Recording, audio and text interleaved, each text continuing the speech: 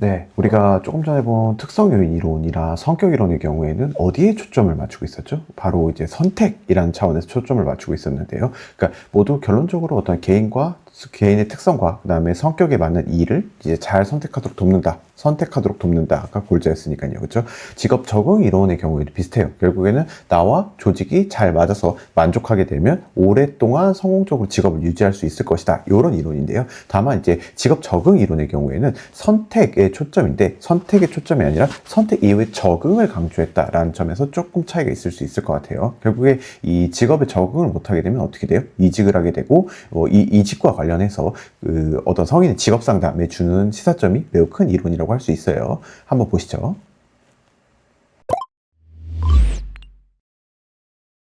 네, 교재로 와서요. 제4절 데이비스 로키스트의 직업 적응 이론입니다. 데이비스 로키스트의 직업 적응 이론은 미네소타 직업분류 체계 3와 관련하여 발전한 직업 발달 이론으로 필기시험에 가끔 나오는데요. 직업 적응 이론은 뭐다? 미네소타 직업분류 체계 3와 관련이 되어 있다. 이게 시험 문제에 나오거든요. 미네소타 직업분류 체계 3와 관련된 이론은 무엇이냐? 이렇게 필기시험에 물어볼 여지가 있어요. 기억하시고요. 어쨌든 간에 개인의 욕구와 능력을 환경의 요구사항과 관련하여 개인과 환경의 상호작용을 통한 욕구 충족을 강조하였다. 이렇게 되어 있죠. 아직은 무슨 내용인지 모를 거예요. 한번 넘어와서 보시죠. 넘어오면요. 1번 성격 이론 및 직업 환경 이론이라고 되어 있습니다. 성격 이론 및 직업 환경 이론. 이게 뭐냐? 결국에는 우선 개인의 성격을 보면 성격 구조, 성격 양식 이렇게 이루어진다고 되어 있어요. 그 다음에 성격 구조는 개인의 능력과 가치를 나타내는데요. 능력과 가치요. 보시면 두 가지 차원인데요. 일단 첫 번째 개인적 차원이 있고요. 그 다음에 직업적 차원이 있대요. 그 다음에 개인의 성격은 뭐랑 뭐로 나눠진다? 개인의 성격이라는 것은 개인이 가진 능력과 그 다음에 가치로 이루어진대요. 무슨 내용인지는 잘 모르겠지만 어쨌든 이렇다고 하네요. 그러니까 지금 보면 뭐예요? 개인의 성격을 나타낼 때는 결국에는 개인의 능력과 가치라고 하니까 결국 개인이 나는 이러한 능력을 가졌고 나는 이 일을 함에 있어서 뭐 안정성이라든지 혹은 성취가 중요해. 난 이런 가치가 중요해. 이렇게 얘기한다는 거죠. 개인은 뭐다? 난 이런 능력이 있고 난 이런 가치를 중요하게 생각해. 라는 차원으로 나눠져서 있다는 거예요. 자, 보면 양가로 1번 성격 이론 한번 읽어볼게요. 개인의 성격은 성격 구조, 성격 양식으로 설명이 된다. 지금 말씀드린 건 성격 구조예요. 성격 구조는 개인의 능력과 가치의 목록, 이들 간의 관계를 나타낸대요. 개인의 조금 어렵게 쓰여 있지만 어쨌든 간에 개인의 능력 구조는 개인의 능력과 개인의 가치 이렇게 구성이 되어 있대요. 그 다음에 성격 양식은 아직 안 봤지만 능력의 발휘 방식과 관련된다. 개인의 욕구는 미네소타 중요도 질문지 MIQ를 통해 평가할 수 있고 지금 이거 이해 안 될 거예요. 어쨌든 간에 개인이 가진 20가지의 욕구를 6가지의 가치인 성, 위, 지, 이, 안, 자로 나눈대요. 성취, 위안, 지위, 이타, 안전, 자율이요. 얘는 기억하셔야 돼요. 6가지 욕구, 6가지 가치 요인을 쓰시오. 이렇게 실기시험에 나올 수 있습니다. 그러면 성, 위, 지, 이, 안, 자를 선택을 하셔야 돼요. 결국에 다시 정리를 하자면 개인의 성격 구조는요. 난 이러한 능력이 있어 라고 하는 능력과 그 다음에 난 이러한 가치, 난 성취가 중요해. 나는 위안이 중요해. 난 지위가 중요해. 혹은 난 이타성이 중요해. 난 안전이 중요해. 나는 자율이 중요해. 라는 가치 6가지 가치로 구성이 되어 있대요. 개개인마다 다르겠죠. 내가 어떤 능력이 있고 내가 어떤 가치를 추구하는지 개개인마다 다르겠지만 어쨌든 개인의 성격 구조는 그렇게 구성이 되어 있대요. 그런데 비슷한 능력과 가치를 가진 개인, 그러니까 성격 구조가 비슷한 거죠. 난 이러한 능력이 있고 난 이러한 가치가 중요해 라는 비슷한 개인이 똑같이 업무 환경에 있더라도 이 행동이 좀 다르게 나타날 수 있거든요. 왜 그럴까요? 바로 이 성격 구조가 발현되는 성격 양식이 다르기 때문이에요. 말이 좀 어려운데 결국에 이 비슷한 능력과 비슷한 가치를 추구하는 두 명이 있다라고 가정을 해봐도 이 두 명은 성격 양식에 따라서 완전히 다른 행동 양식을 보일 수 있거든요. 예를 들어 어떤 사람은 그러니까 두 사람이 비슷한 능력과 비슷한 가치를 가지고 있다 하더라도 어떤 사람은 업무 시작을 좀 더디게 해요. 근데 일단 일을 시작해서 높은 수준의 에너지를 가지고 일을 완수한 사람이 있는 반면에 어떤 사람은 시작은 굉장히 빨리 해요. 근데 중간에 포기하거나 작업 과제를 완수하지 않는 사람들도 있어요. 왜 이렇다고요? 성격 구조와 성격 구조 중에서 능력과 가치가 비슷함에도 불구하고 이렇게 아웃풋이 다르게 나타나는 이유는 성격 양식이 다르기 때문이에요. 성격 양식이 먼저 한번 보죠. 더 알아보기. 성격 양식이 되어 있는데요. 얘도 기억해야 됩니다. 성격 양식에 대해 쓰시오 이렇게 나올 수 있거든요. 실기예요. 민역, 리지 이렇게 기억을 합니다. 민첩성, 역량, 리듬, 지속성 이렇게 네 가지예요. 민역, 리지 이렇게 기억을 하면 되고요. 결국에 성격 양식은 개인의 능력과 가치, 내가 이런 능력이 있고 내가 이런 가치를 가졌어가 발휘되는 방식이에요. 작동하는 방식을 얘기한다고요. 민역, 리지, 민첩성은요. 얼마나 빨리 이 행동을 시작하는가, 즉 얼마나 업무 어떤 과업이 주어졌을 때 미루지 않고 빨리 진행을 하는가. 그 다음에요. 역량은요. 역량은 작업과제 쏘는 에너지의 수준을 말해요. 얼마나 많은 에너지를 투입을 하는가에 대한 내용이고요. 그 다음에 리듬이에요. 리듬. 이 어떤 노력의 패턴이 있는지, 내가 지속적으로 쭉 일정한 활동 수준과 강도를 유지한 사람이 있는 반면에 이게 불규칙적인 사람들도 있죠. 그 다음에 지속성은 투지와 같은 개념, 투지. 높은 지속성을 가진 사람들은 높은 투지를 가지고 이 노력을 오랫동안 지속하겠죠. 그래서 장기간의 프로젝트 완성이 가능한데, 지속성이 떨어지는 사람들 같은 경우에 아까처럼 이제 시작은 빨리 하지만 좀 이제 지속성이 낮은 사람들은 중간에 이 프로젝트를 포기하거나 이럴 수도 있다는 얘기죠. 성격 구조는 결국에 이 발휘 방식에 따라 달라지게 된다. 같은 능력과 같은 가치를 가진 사람이라도 어렵지 않죠, 이제. 민역, 리지는 기억을 해야 됩니다. 민역, 리지는 기억을 하고요. 그 다음에 필기시험에요. 이 성격 양식에 대해 만약 필기시험에 물어보면요. 이 민첩성, 역량, 리듬, 지속성 이외에 친화성. 죄송해요. 친화성이라는 얘기를 할 수 있어요. 친화성은 해당 사항이 없죠. 지금 여기에 친화성은 없다. 됐고요. 그 다음에 개인의 성격과 마찬가지로 직업에서도요. 우리는 이러한 능력을 필요로 하고요. 이러한 능력을 가진 사람이 필요해. 그리고 우리는 개인에게 이러한 가치를 줄 수 있어 라고 얘기할 수 있다는 거죠. 이게 바로 양가르 2번에서 얘기하는 직업 환경 이론이에요. 그러면 딱 봐도 뭐랑 매칭이 되면 좋을 것 같아요. 뭐랑 매칭이 되면 개인의 능력과 그러니까 개인이 가진 능력과 그 다음에 직업에서 요구하는 능력. 나는 이러한 능력을 가지고 있어. 직업에서는 뭐라고 얘기해요? 우리는 이러한 능력을 가진 사람이 필요로 해. 이렇게 얘기를 한다는 거죠. 그 다음에 개인은 나는 이러한 가치를, 직업에서 이러한 가치를 충족시키기를 원해. 라고 얘기를 하고, 직업에서는요, 우리는 이러한 가치를 근로자에게 줄 수 있어. 이렇게 얘기한다는 거죠. 결국에 딱 보면 보이죠? 얘랑 일치하면, 그리고 얘랑 일치하면 서로 만족하고 충족하면서 오랫동안 직업을 유지할 수 있을 것이다. 이게 직업 적응 이론의 끝이에요. 핵심이에요. 조금 어려운 말로 정리를 하면, 시험에 나오는 말로 정리를 하면, 개인의 능력과 직업의 능력이 일치해서 이제 개인 입장에서 난 이러한 능력을 가지고 있고 나는 이러한 능력으로 발휘를 해. 기업 입장에서는 우리 이러한 능력을 가진 사람을 필요로 해. 이렇게 여기를 이제 충족이라고 하고요. 그 다음에 밑에요. 나는 이 직업에서 이러한 가치를 충족하기를 원해. 우린 이러한 가치를 근로자에게 제공하기를 원해. 이 밑에 있는 부분이요. 이거를 만족이라고 한다고요. 만족이요. 이렇게 근로자가 기업에 제공하는 가치에 만족하고 기업 역시도 근로자의 능력과 능력 발휘 방식에 어떤 요구가 충족되면 장기적으로 재직이 가능하다. 그러니까 개인적 차원에서 개인이 내가 위에서 만나는 거 충족, 그 다음에 이 밑에서 만나는 걸 만족이라고 한다고요. 뒤에서 다시 볼게요. 2번 직업 적응 이론 가서 한번 보면, 직업 적응은 개인의 직업 환경과 조화를 이루어 만족하고 유지하도록 노력하는 역동적 과정이다. 두 가지 요인으로 직업 환경이 개인의 욕구를 얼마나 채워주고 있는지에 대한 개인의 평가를 뭐라고 한대요? 여기 만족이라고 한다고요. 이 직업이라는 것이 나에게 주는 가치가 내가 가지고 있는, 내가 충족하고자 원하는 가치와 일치할 때 근로자는 뭘 느낀다고요? 직원은 만족을 느낀다고요. 그리고 반대로 직업 환경이 요구하는 과제를 수행할 수 있는 능력과 기술을 개인이 가지고 있을 때 직업의 요구가 위에요. 여기 충족된다고요.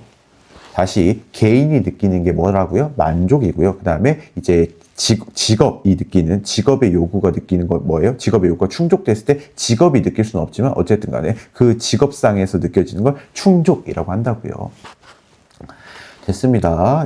이해가 안 될 거 없죠? 이해가 안 될 건 없으실 것 같아요. 됐습니다. 넘어와 보면요. 그 다음에 관련 심리검사 이게 나오는데 이걸 좀 어려워 하시더라고요. 이거 굳이 뭐 이 한국말로 하면은 더 어렵거든요. 한국말로 하면 더 어려워요. 그러니까 실기 시험에 정말 가끔 출제가 되는데 관련된 심리검사 쓰시오. 이렇게 네 가지 쓰시오. 이렇게 나올 수도 있어요. 나온 적도 있고요. 보면 그렇게 어렵지 않아요. 우리 이거 지금 다 이해했거든요. 이해가 안 됐을 리가 없어요. 보면 MIQ, MJDQ, MSQ, MSS라고 되어 있는데 위로 다시 올라가 보면 미네소타 중요도 검사 MIQ라고 쓰면 되는데 MIQ가 뭐래요? 20개의 욕구, 20개의 욕구가 뭔데요? 20개의 욕구, 개인이 가지고 있는 20개의 욕구를 정리해 6가지로 막 만든 게 뭐예요? 6가지의 가치죠. 성의지 이한자, 성취 이한자, 안전, 뭐 자율 이런 것들이요. 요 20개 욕구에 대해서 개인의 중요도를 측정한다. 결국 뭐예요? 개인이 가지고 있는 욕구, 나는 직업에서 이러한 욕구, 이러한 가치를 충족하기를 원해라는 부분에 대한 검사라는 거죠. 보면은 누구에 대한 검사예요?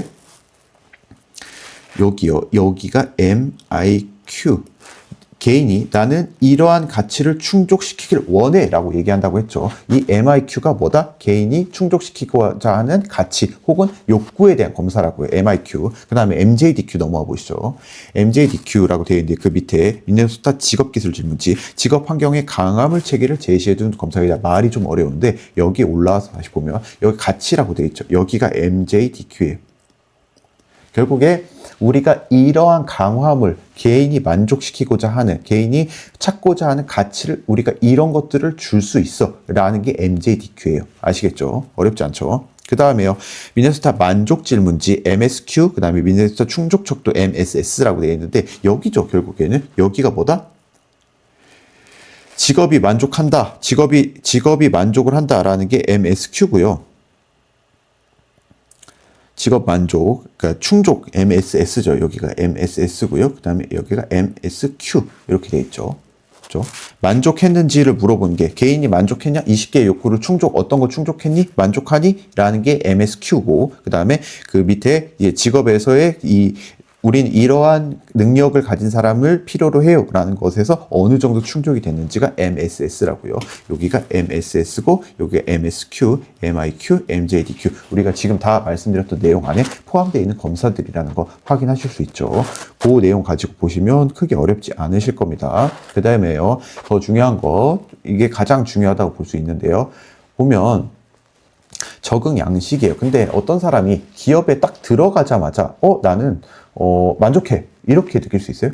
나는 만족한다. 혹은 기업도 이 사람이 오자마자 이 사람의 능력이 우리가 일치하는 이렇게 얘기할 수 있어요? 들어오자마자 그렇게 되기 좀 어렵겠죠. 그리고 혹은 내가 처음에는 이 기업과 이 개인과 이 직업이 서로 만족하고 충족했어요. 근데 일정 기간 동안 근무를 하다 보니까 어떤 개인의 어떤 심리 상황적인 요인의 변화라든지 아니면은 직업적 변화라든지 이런 것들로 인해서 내가 기존에는 만족하고 충족을 했지만 이 만족과 충족이 불만족으로 바뀔 수도 있죠. 즉 개인 입장에서 만족과 충족은 어쨌든 이거 정적인 개념이 아니라 언제든지 변화할 수 있는 역동적인 개념이에요. 변화 가능하죠. 변화 가능한데 어쨌든 간에 내가 처음에 들어와서 만족을 찾아간다라는 차원 그리고 내가 처음에 들어와서 만족했지만 혹은 뒤에 다시 불만족의 상황으로 바뀌는 경우 이런 경우에 이렇게 부조화가 발생했다고 하는데 내가 나는 불만족해 나는 이거 만족하지 않아. 내 가치를 충분히 충족시키지 못해. 라는 부조화가 발생했을 때 개인은 어떻게 활동하냐면 바로 그만두는 게 아니에요. 바로 나는 이 직업에서 바로 이탈하겠어. 이렇게 얘기하는 게 아니라고요. 개인은 다시 내가 환경과 일치성을 부조화 상태에서 다시 환경과 일치성을 확보하기 위해 즉 환경에 적응하기 위해서 노력을 해요. 이게 바로 적응 양식이라고 하는 거예요. 적응 양식.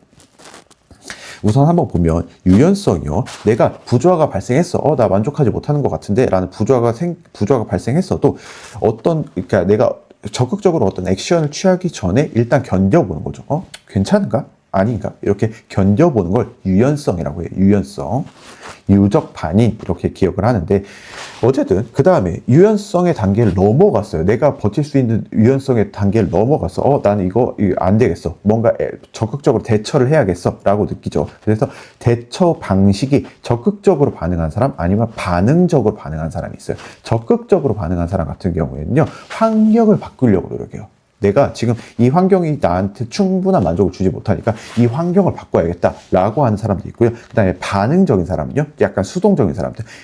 지금 이 직업적 환경이 나에게 만족을 주지 못하니까 내가 스스로 바뀌어야겠다라고 얘기하는 사람도 있다고요. 적극적으로 대응하거나 아니면 반응적으로 대응하거나 반응 범위는 두 가지예요. 그 다음에요, 인내요, 인내 보면, 결국에는 이 부조화가 이제 대처 행동을 하죠. 이제 적극적으로 그러니까 적극적으로 환경을 바꾸려고 하거나 반응적으로 어떤 이제 나를 바꾸려고 하거나 이러한 노력을 얼마 동안 지속할 건지가 바로 인내예요. 그러니까 굉장히 그 인내 기간이 짧고 그냥 안 되겠어 이러면서 그냥 어떤 근로관계 종료가 된 사람들도 있고, 그게 아니라 난 좀 오랫동안 이 노력을 지속해 볼 거야 라는 사람들도 있다는 거죠. 이걸 바로 인내라고 합니다. 유적 반인, 이렇게 꼭 기억하셔야 돼요.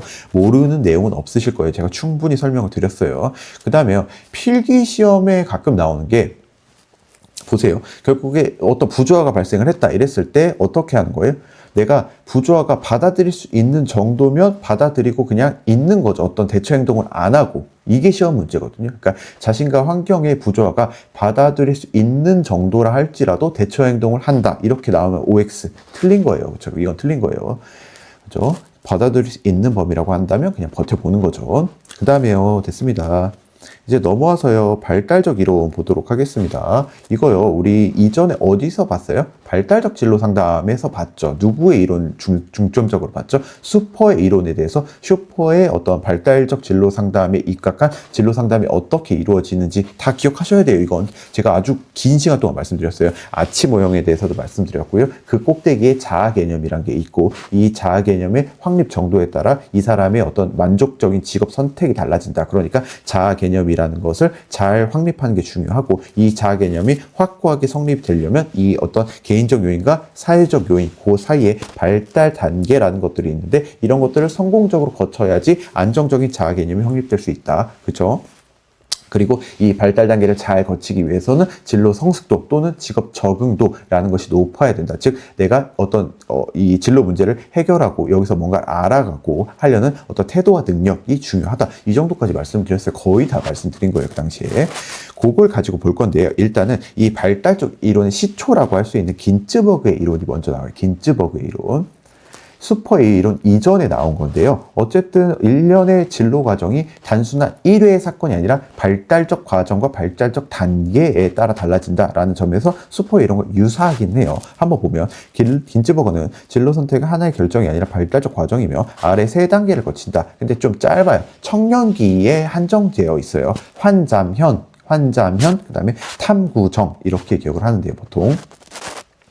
큰 카테고리로 환잠현, 그러니까 환상기, 잠정기, 현실기를 거쳐간다라고 얘기를 하고요. 그 다음에 시험에 나오는 게 현실기, 가장 중요한 단계죠. 현실기가 17세에서 20대 초반이라고 나와 있는데, 어떤 진로 선택이나 이런 것에서 가장 중요할 때이니까 이 현실기의 하위 단계에 대해서 물어볼 수도 있어요. 그래서 탐구정, 이렇게 환잠현, 탐구정, 이런 식으로 기억을 하시면 돼요. 자, 보면 환잠현, 그러니까 환상기, 잠정기, 현실기 먼저 보면요. 환잠현으로 이어지는데 능력이랑 현실의 차원에서 고려를 해보시면 돼요. 환상기에는요, 결국에 능력과 현실을 둘 다 고려하지 않아요. 환상을 쫓는 거죠. 아이들이죠. 아직까지 1살에서 11살 사이니까. 그 다음에 잠정기가 되면요, 능력을 고려를 하는데, 내가 가진 능력이 뭔지는 고려를 하는데 현실을 고려하진 않아요. 그 다음에 현실기에 들어와 보면요, 능력과 현실을 둘 다 고려한다는 거죠. 능력과 현실을 둘 다 고려해서 나에게 적절하고 현명한 선택을 하는 단계가 현실기고, 그 현실기의 아래 단계 카테고리는요, 탐구정이에요. 탐구정. 탐색, 구체화하고 그걸 정교하고, 뭐 너무 당연한 거죠. 나에게 맞는 어떤 진로가 무엇인지 탐색하고, 그 다음에 어떤 그 탐색 단계에서 나온 것들을 좀 구체해보고, 그 다음에 그걸 또 정교해보는 단계. 탐구정. 어려운 거 없죠. 필기, 실기에 그래도 나오는 부분이니까 조금 기억을 해두시자고요. 됐고요. 이제 메인 주제, 슈퍼의 진로 상담 이론이요. 근데 이건 이미 다 봐가지고요. 양걸 1번, 슈퍼는 긴츠버그 등이 제시한 이전 이론의 한계를 극복하고자 하는 노력에서 시작되었으며 진로 발달 전 과정을 아우를 수 있는 종합적 이론을 만들고자 하였다. 이렇게 되어 있네요. 보면 이 수포의 진로 상담과 관련해서 진로 발달 과정을 강조한 이론이에요.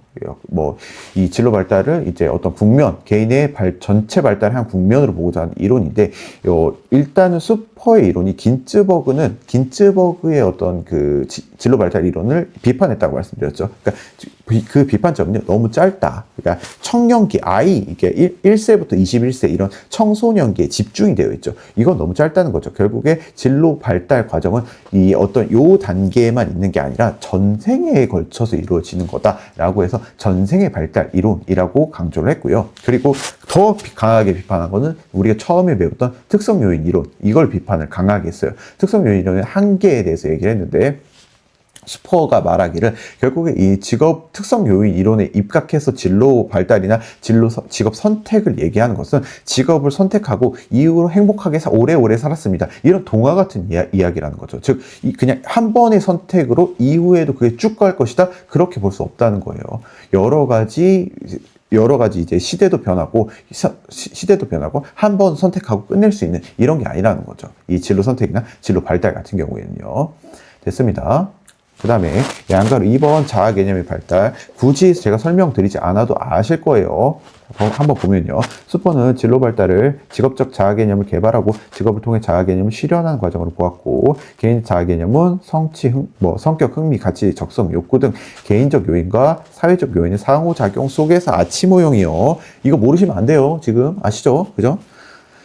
상호 발달하게 되며 순환적인 연속 과정을 통해 생애 과정에서 끊임없이 발달한다고 되어 있다. 자아 개념은 이 아치 모형, 이제 밑에 개인적 요인과 사회적 요인으로 구성되어 있는 이 아치 모형의 발달 단계의 끄트머리에서 형성되는 게 자아 개념이죠. 그 다음에요, 양가로 3번 전생의 발달 이론. 그러면 이 개인적 요인과 사회적 요인의 요 가운데 요 아치를 구성한 요 틀이요, 가장 중요한 틀이겠죠. 발달 단계를 잘 거쳐야 되는데 그 발달 단계가 뭐냐? 5단계예요. 5단계.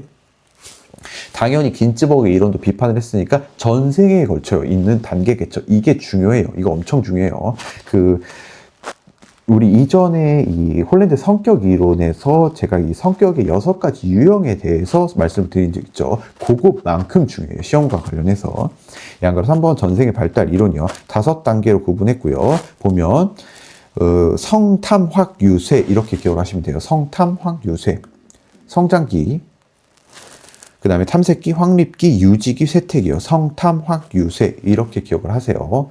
성장기 한번 보면 그러니까 수퍼가 가장 중요하게 생각한 거 뭐였어요? 이 발달 이론에서, 진로 발달 이론에서 자아 개념이었죠. 결국에 자아 개념이 어떻게 형성되고 이 자아 개념을 어떻게 써먹는지를 중요하게 봤겠죠. 당연히 이 발달 단계에 있어서도 그거예요. 성장기에 보면 일단 자아가 생겨나기 시작하죠. 자아 개념이 생겨나고 직업에 대해서 기본적 이해를 발달시키는 단계. 그 다음에 탐색기요. 이번에 내가 이렇게 생겨난 자아를 이제 탐색하고 조금 더 구체적으로 검증해 보는 단계. 탐색기. 그 다음에 확립기요. 이제 어느 정도 그 자아 개념 확립을 했으니까 이 자아 개념과 일치하는 직업을 택하고 분야를 발견하고 그 다음에 거기서 이제 들어가서 직장 생활하는 거죠. 직장 생활을 하면서 거기서 영구적 위치를 확보하기 위해 노력하는 단계. 그 다음에 유지기. 이제 조금 나이가 들어서 어쨌든 간에 유지해 보려고 노력하는 단계. 내가 가진 기술을 유지하고 조금 더 개선해 보려고 노력하는 단계. 쇠퇴기, 이제 은퇴 단계. 하나도 어려운 게 없죠. 그죠? 성탐, 확, 유쇠 이렇게 기억하시면 됩니다. 옆에 거 이제 내용을 쓰라고 할 수도 있으니까요. 근데 이제 포인트를 잘 잡고 쓰시면 어려울 게 없어요. 꼭 기억을 하시고요. 그 다음에요, 더 중요하진 않지만, 어쨌든, 그 밑에요, 그 성장기, 탐색기, 확립기, 유지기, 쇠퇴기의 하부 단계, 세부 단계를, 또 그 안에서의 세부 단계들이 있어요. 그 안에서의 세부 단계를 쓰라. 이렇게 얘기할 수도 있거든요. 이렇게 문제가 나올 수도 있는데, 보통 나온다고 하면 다 기억할 수는 없고 이거를 다 기억하기 조금 어렵고요. 탐색기, 그 다음에 성장기 이 정도는 기억을 하자고요. 성장기와 탐색기 제일 처음에 나오는 거. 성장기의 하부 단계는 뭐예요? 환상기, 흥미기, 능력기요. 환흥능인데 보면 얘는 실기 위주로 나올 거예요. 만약에 실기 시험에 성장기의 3단계 쓰시오 이렇게 나올 여지도 있고요. 그 다음에 탐색기의 3단계를 쓰시오 이렇게 나올 수 있는데 시험에 여태 나왔던 건 성장기의 3단계를 물어보는 문제가 조금 더 강조되어서 나왔어요. 환흥능 기억하세요. 환상을 가지는 단계, 그 다음에 이 흥미를 고려하는 단계, 이제 능력을 더 중요시하는 단계, 환흥능 이렇게 기억을 하시면 되고요. 성장기의 하부 카테고리는요. 그 다음에 탐색기의 하부 카테고리는 결구실이죠. 결구실. 결정, 구체화, 실행이에요. 결정, 구체화, 실행. 요 정도는 기억을 하시는 게 좋을 것 같아요. 문제 가끔 나옵니다. 그리고요, 또 필기시험에 나오는 게 지금 우리가 봤던 거예요. 성장기, 탐색기, 확립기, 유지기, 쇠퇴기. 이게 딱 인생에 한 번만 있는 거냐? 슈퍼는 그렇게 보지 않았어요. 그러니까 대순환이라고 하는데요. 이거를 이 쭉 거쳐가는 순환 단계를 대순환이라고 하는데 이걸 한 번만 있는 단계다. 즉 이렇게 일직선을 한 번만 갔다? 이렇게 보지 않았다고요. 이렇게 가다가 이렇게 다시 왔다가 이렇게 다시 갈 수도 있다. 이렇게 봤다고요. 근데 어떻게 보면 이게 뭐 당연한 내용이죠. 특히 이제 뭐 한 30대 후반, 40대 초반 이렇게 우리 발달 단계상 봤을 때 확립기에 들어온 사람들이 이제 이 공고화 하려고 하다가 이건 내 자아 개념과 좀 일치하지 않는 것 같아. 여기서 내 자아 개념과 이 직업이 일치하지 않는 것 같아. 이러면서 다시 갔다가 다시 탐색기로 갔다가 다시 와서 확립해 나가는 자아를 확립해 나가는 이러한 단계를 거치는 게 일반적이죠. 저도 그렇고요. 제가 지금 저도 노무사로서 한 15년 차 정도 됐는데, 와, 이게 쉽지 않아요. 그죠? 그래서 저도 일종의 확립기에 들어와서 다시 탐색을 좀 해보는 과정이고, 제가 이런 강의를 하고 있는 것도 그 일환이라고 보시면 될 것 같아요. 그리고 사실 이 시험 준비하시는 분들 중에도 분명 있을 거예요. 이런 과정 속에 있으신 분들이 탐색을 해보고 있는 분들이 있을 거예요. 여러 가지 요인이 있을 수 있겠죠. 경력이 단절되셨든가, 아니 특정 요인에 의해서, 아니면 정말 갔더니 이걸 공고해 보려고 했더니 이거 좀 아닌 것 같아. 난 다시 뭔가 나의 적성과 능력에 맞는 걸 다시 탐색해보고 다시 가겠어 라고 할 수도 있다는 거죠. 어쨌든 근데 이거를 조금 저도 그렇고 이 단계에 계신 분들이 이거를 내가 이 나이 먹고 이렇게 이걸 탐색을 하는 게 말이 되나? 좀 부끄럽다 이렇게 느끼시는 분들도 있을 수 있을 것 같아요. 근데 슈퍼는요, 이거를요, 우리가 어떤 아동 발달 심리학에서 얘기하는 퇴행의 개념으로 보지 않았어요. 퇴행의 개념으로 보지 않고 이거는요, 우리가 이걸 재순환이라고 하거든요. 이렇게 왔다가 다시 가는 게 뭐다? 이름이 재순환이라고 표현을 했는데, 이 재순환이란 게 나쁜 거냐, 이걸 일종의 퇴행이냐 이렇게 보지 않았다고요. 이건 퇴행이 아니라 어떤 이 적응성을 더 늘릴 수 있는, 적응성을 더 늘려주는, 성숙하고 적응 능력을 늘리고 창의적으로 문제를 해결하는 일종의 수단으로 봤어요. 퇴행이 아니다. 즉 어떤 중년의 정상적인 활동이고요. 사회환경의 어떤 변화 속에서 개인을 보다 적응적으로 만들어주는 거다. 그러니까 너무 이걸 스스로 부끄럽게 생각하시거나 이러실 필요 없어요. 너무나 당연한 일이기도 하고요. 그 다음에 이후에 더 적응적이고 사람을 이제 더 생산적으로 만들어 줄 거예요. 즉 우리가 이렇게 한 발 후퇴한 건 뭐다? 그냥 후퇴한 게 아니라 어떤 추진력을 얻기 위해서 한 발 후퇴한 거다. 됐습니다. 그 다음에요, 넘어와서 보면 생애 역할이란 파트요. 이것도 이전에 말씀을 다 드렸어요. 생애 역할이라는 게 슈퍼에는 좀 특이한 점이에요. 슈퍼는 이 진로와 관련해서 이 어떤 직업적 측면에 한정하지 않았어요. 직업적 측면에 한정하지 않았고요. 직업인으로서의 역할뿐만 아니라 거기 보시면 자녀, 학생인, 여가, 시민, 직업인, 배우자, 가사 담당자, 부모, 연금생활자 9가지의 생애 역할을 제시했습니다. 그러니까 다시 말씀드리지만 우리가 이거 어디서 봤는지 기억 한번 해보세요. 이거 어디서 봤어요? 이전에 직업 상담학 보시면서 상호 역할관계 사정이라는 거 봤어요. 뭘 봤다고요? 상호 역할관계 사정이에요. 상호 역할관계 사정에서 뭐가 중요하기 때문에 상호 역할관계를 사정해야 된다라고 말씀드렸죠. 결국에 이러한 어떤 생애 역할들을 개인이 여러 개 가지고 있는데 그 여러 개 가진 상호 역할 간에 충돌이 발생하거나 이랬을 때 문제가 될 수 있으니까 이 상호 역할관계 속에서 분배가 서로 잘 되어 있어야 된다. 그렇기 때문에 이 역할관계를 사정을 하고 그 역할을 잘 나눠줄 수 있도록 해야 된다. 그렇기 때문에 사정이 필요하다. 예를 들어 아빠, 워커홀릭인 아빠 같은 경우에 항상 자녀에게 소외감을 준다. 이렇게 직장에서 역할이 다른 역할에까지 흘러 넘쳐가게 되면요, 갈등이 발생하니까 생애 역할 간에 적절한 조화가 필요하다라는 거죠. 그래야지 행복감을 느끼고 더 성공할 수 있다라는 거죠.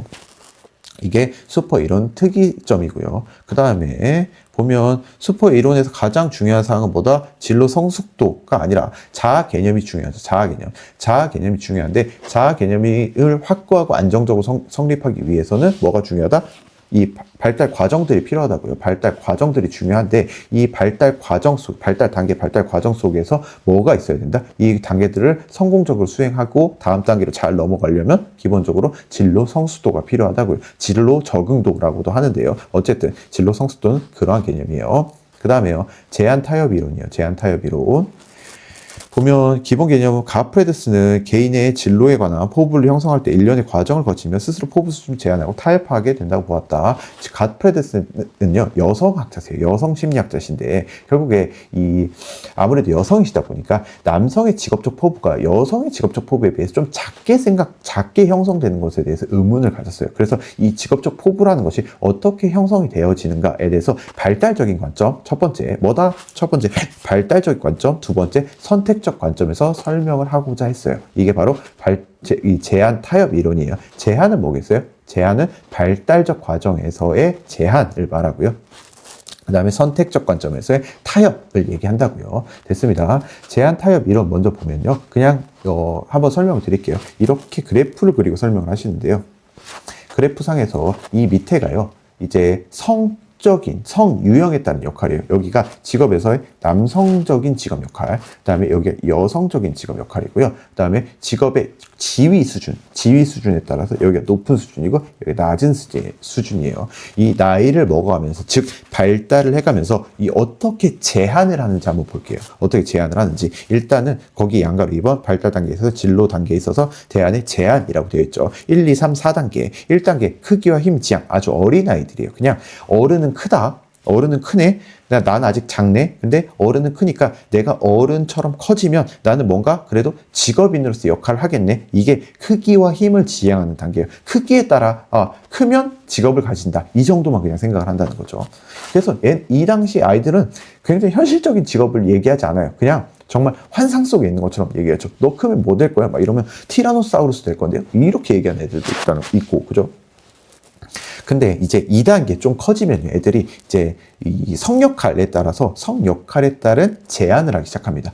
이 단계 아이들한테 여자아이들한테 너 군인 잘 어울릴 것 같은데 이러면 굉장히 싫어해요. 그리고 남자아이들한테 너 간호사 같은 거 해보는 거 어때? 이러면 그거 싫다고 해요. 그거 여자들이 하는 거 아니에요? 뭐 이런 식으로 얘기를 한다는 거죠. 결국에 이 어린 아이들도 성 역할에 따라서 자기의 어떤 진로 방향을 제한하는 유형을 보여요. 결국에 이렇게 여기다 이제 선을 하나 긋는 거죠. 2단계 오면은 자기가 선을 하나 그어요. 이렇게 남성과 여성, 나는 여기는 못 넘어가. 이 선은 안 넘어갈 거야. 이렇게 선을 그어버린다는 거죠.